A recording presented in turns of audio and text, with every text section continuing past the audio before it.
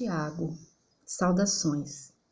Eu, Tiago, servo de Deus e do Senhor Jesus Cristo, envio saudações a todo o povo de Deus espalhado pelo mundo inteiro. Fé e sabedoria. Meus irmãos, sintam-se felizes quando passarem por todo tipo de aflições, pois você sabe que quando a sua fé vence essas aprovações, ela produz perseverança. Que essa perseverança seja feita a fim de que vocês sejam maduros e corretos, não falhando em nada. Mas se alguém tem falta de sabedoria, peça a Deus e Ele a dará, porque é generoso e dá com bondade a todos.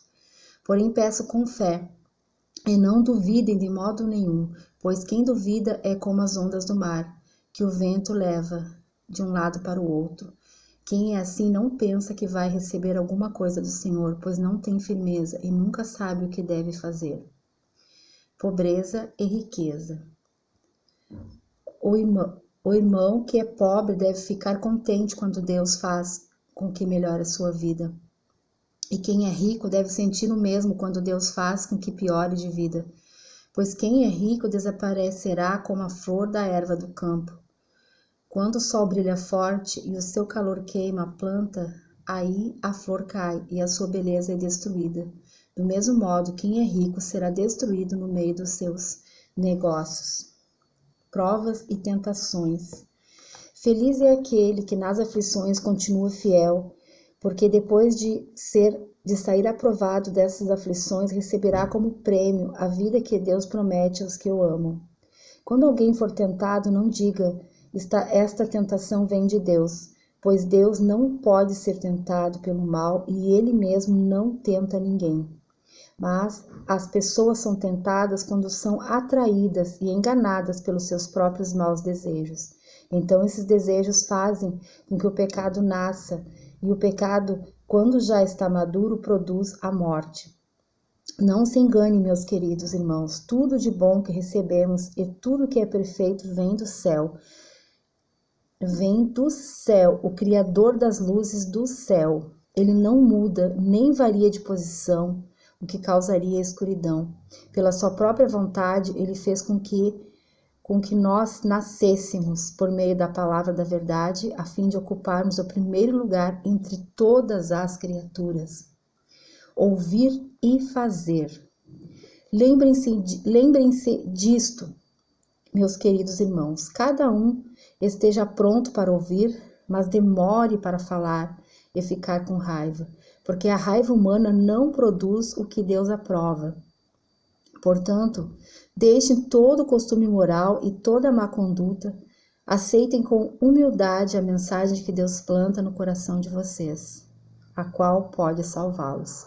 Não se enganem, não sejam apenas ouvintes dessa mensagem, mas a ponham em prática, porque aquele que ouve a mensagem e não a põe em prática é como uma pessoa que olha no espelho e vê como é, dá uma boa olhada, depois vai embora e logo esquece a sua aparência. O Evangelho é a lei perfeita que dá liberdade às pessoas. Se alguém examina bem essa lei e não a esquece, mas põe em prática, Deus vai abençoar tudo o que essa pessoa fizer. Alguém está pensando que é religioso? Se não souber controlar a língua, a sua religião não vale nada. E ele está enganando a si mesmo. Para Deus, o Pai, religião pura e verdadeira é esta: ajudar os órfãos e as viúvas nas suas aflições e não se manchar com as coisas más deste mundo. Tratamento igual para todos. Meus irmãos, vocês que creem no nosso glorioso Jesus Cristo, nunca tratem as pessoas de modo diferente por causa da aparência delas. Por exemplo, entra na reunião de vocês um homem com anéis de ouro e bem vestido, e entra também outro pobre e vestindo roupas velhas. Digamos que vocês tratam melhor o que está bem vestido e dizem: este é o melhor lugar, sente-se aqui, mas dizem ao pobre: fique de pé ou sente-se aí no chão, perto dos seus pés. Nesse caso, vocês estão fazendo diferença entre vocês mesmos e estão se baseando em maus motivos para julgar o valor dos outros. Escutem, meus queridos irmãos, Deus escolheu os pobres deste mundo para serem ricos na fé e para possuírem o reino que ele prometeu aos que o amam. No entanto, vocês desprezam os pobres. Por acaso não são os ricos que exploram vocês e os arrastam para serem julgados nos tribunais? São eles que falam mal do bom nome que Deus deu a vocês? Se vocês obedecerem à lei do reino, estarão fazendo o que devem, pois nas Escrituras Sagradas está escrito: ame os outros como você ama você mesmo. Mas se vocês tratam as pessoas pela aparência, estão pecando, e a lei os condena como culpados, porque quem quebra um só mandamento da lei é culpado de quebrar todos. Pois o mesmo que disse, não cometa adultério, também disse, não mate. Mesmo que você não cometa adultério, será culpado de quebrar a lei se matar. Falem e vivam como pessoas que serão julgadas pela lei que nos dá liberdade. Quando Deus julgar, não terá misericórdia das pessoas que não tiveram misericórdia dos outros. Mas as pessoas que tiveram misericórdia dos outros não serão condenadas no dia do juízo final. Fé e ação.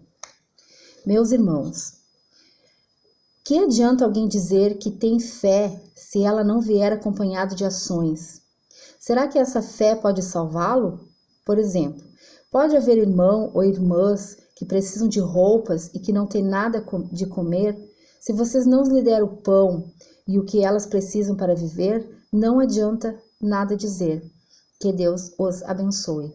Vistam agasalhos e comam bem. Portanto, a fé, assim, se não vier acompanhada de ações, é coisa morta.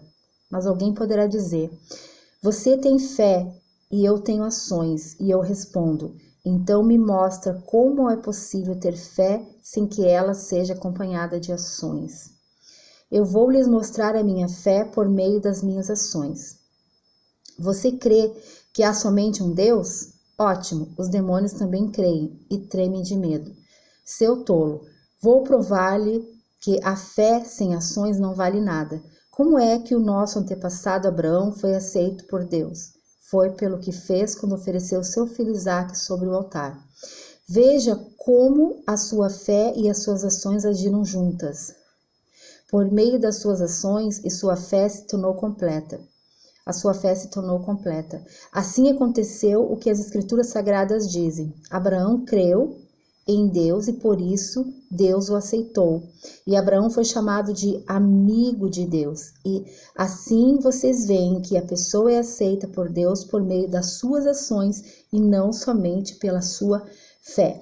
Foi o que aconteceu com a prostituta Raabe, quando hospedou os espiões israelitas e os ajudou a sair da cidade por outro caminho. Deus a aceitou pelo que ela fez. Portanto, assim como o corpo sem o espírito está morto, assim também a fé sem obras está morta. Dominar a língua. Meus irmãos, somente poucos de vocês deviam se tornar mestres na igreja, pois vocês sabem que nós que ensinamos, seremos julgados com mais rigor do que os outros. Todos nós sempre cometemos erros. Quem não comete erro nenhum, no que diz é uma pessoa madura, capaz de controlar todo o seu corpo. Até na boca dos cavalos colocamos um freio para que nos obedeçam e assim fazemos com que vão aonde queremos. Pensem no navio. Grande como é, empurrado por ventos fortes, ele é guiado por um pequeno leme e vai aonde o piloto quer.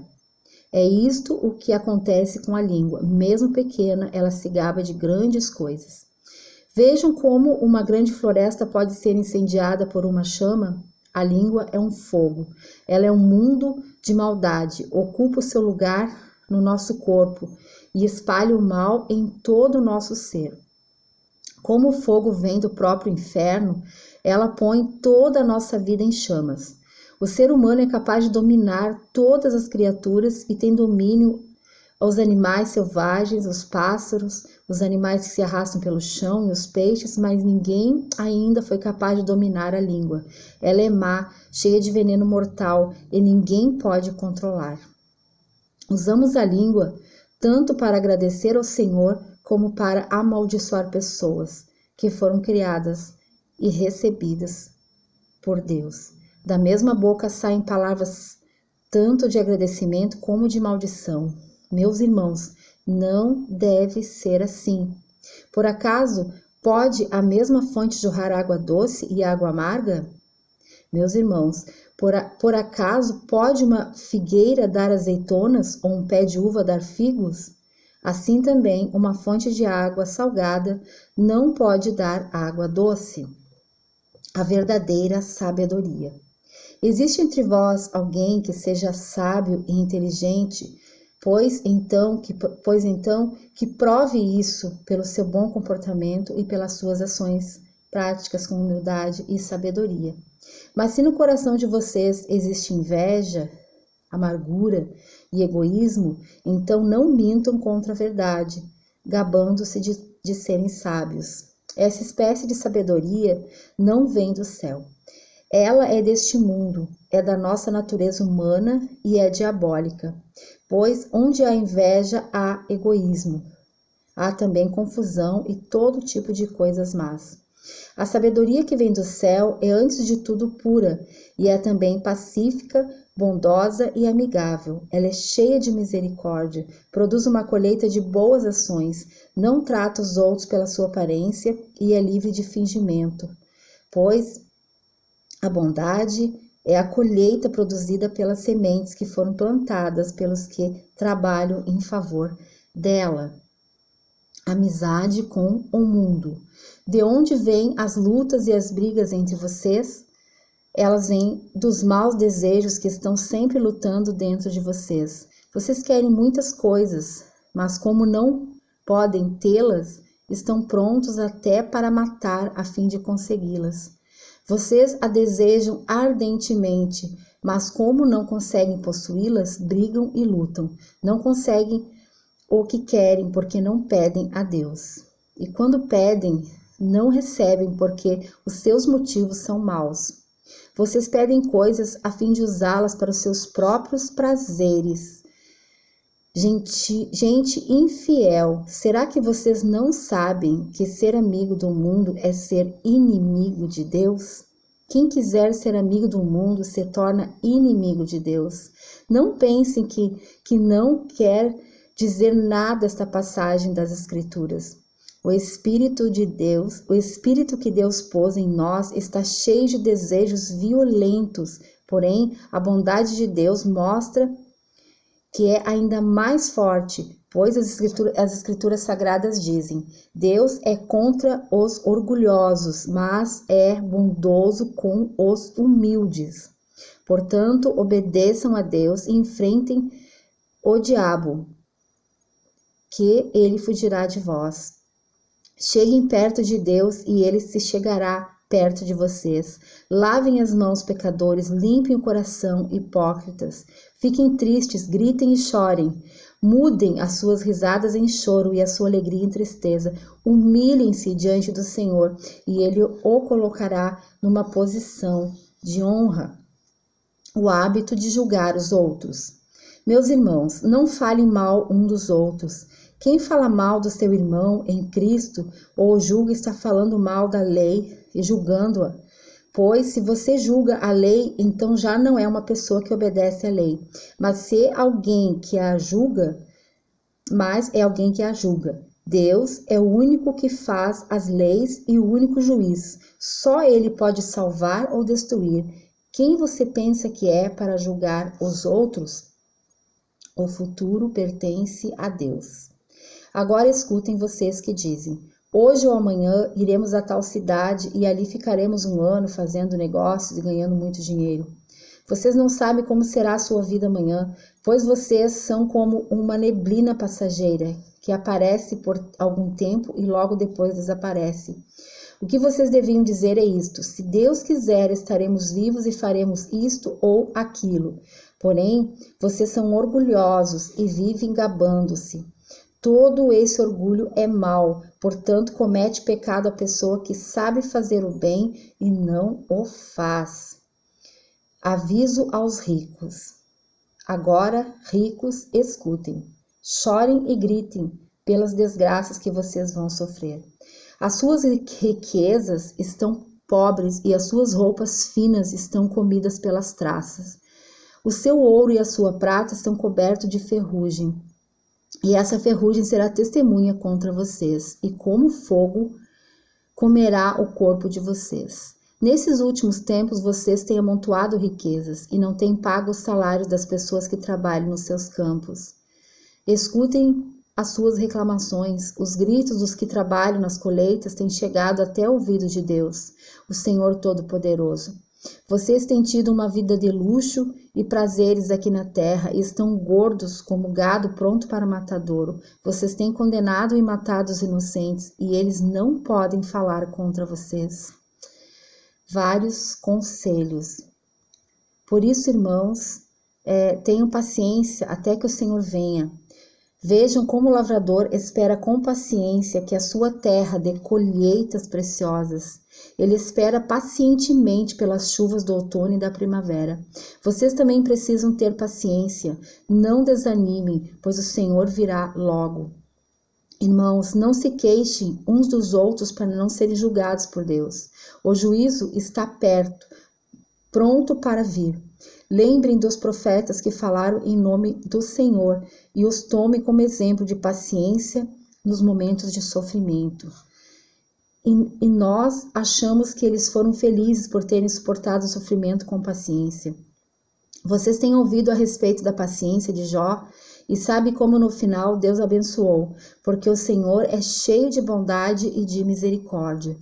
Acima de tudo, irmãos, quando vocês prometerem alguma coisa, não jurem pelo céu, nem pela terra, nem por nada mais. Digam somente sim quando for sim e não quando for não, para que Deus não os condene. Se algum de vocês está sofrendo, ore. Se alguém está contente, cante hinos de agradecimento. Se algum de vocês estiver doente, que chame os presbíteros da igreja, para que façam oração e ponham azeite na cabeça dessa pessoa em nome do Senhor. Essa oração feita com fé salvará a pessoa doente. O Senhor lhe dará saúde e perdoará o pecado que tiver cometido. Portanto, confessem os seus pecados uns aos outros e façam oração uns pelos outros, para que vocês sejam curados. A oração de uma pessoa obediente a Deus tem muito poder. O profeta Elias era um ser humano como nós. Ele orou com fervor para que não chovesse durante 3 anos e meio e não choveu sobre a terra. Depois, orou outra vez e então choveu e a terra deu a sua colheita. Meus irmãos, se algum de vocês se desviar da verdade e outro o fizer voltar para o bom caminho, lembre-se disso. Quem fizer um pecador voltar do seu mau caminho salvará da morte esse pecador e fará com que muitos pecados sejam perdoados. Amém, amados? Então eu li aqui o livro, a carta de Tiago, e eu vou ler aqui a explicação, tá bom? Da minha Bíblia a respeito da carta do Tiago. A carta de Tiago ensina uma conduta coerente com Jesus em relação a vários temas, mas o que várias vezes contrapõe contrastes. Assim, dificuldades são motivos de alegria porque ensinam a ter paciência e contribuem para o amadurecimento da fé. A sabedoria de Deus é misericordiosa e sincera e resulta em boas obras. Já a inveja e o egoísmo produzem más obras. Os cristãos também devem alegrar-se com a pobreza material e a falta de prestígio diante dos homens, porque diante de Deus vale o oposto. Já a riqueza existente ou desejada pode seduzir a diversos comportamentos errados. Quando alguém se deixa seduzir, ele próprio é culpado, não Deus. Ouvir protege contra a prática do falar injusto. Quando falamos, devemos abençoar, e não amaldiçoar e julgar os outros. A fé em Jesus se traduz em boas obras. Apenas a fé, ou ouvir as boas novas sem atitudes correspondentes não tem valor. Tiago dedica atenção especial à oração. Ele encoraja a pedir tudo a Deus, né, sabedoria, e contar com a sua resposta e concessão. Nada pode esperar de Deus quem duvida ou quem pede por motivos egoístas. Em particular, ele recomenda aos enfermos a oração pela cura, porque a oração do justo tem um grande poder. De qualquer modo, Deus fortalecerá o enfermo e perdoará se nesse contexto alguém confessar culpas. Os personagens importantes não é Tiago, né, segundo a tradição dos irmãos biológicos de Judas e Jesus, líder da igreja em Jerusalém. Em retrospecto, Abraão, né, que fala ali em Gênesis, Isaac, os filhos, né, de Abraão, Raabe, Jó e Elias, né, então são os personagens principais. Eu vou ler aqui uma frase de Reinhold Schneider. A Bíblia não pode ser lida, ela só pode ser seguida. Ela não é um livro, ela é um poder vital. É impossível compreender uma apenas linha sem decidir aplicá-la. Então, nós precisamos viver a Bíblia, queridos. Que esses áudios façam uma mudança na sua mente, no seu coração. Tá bem? Que Deus possa abençoar a sua vida em nome de Jesus.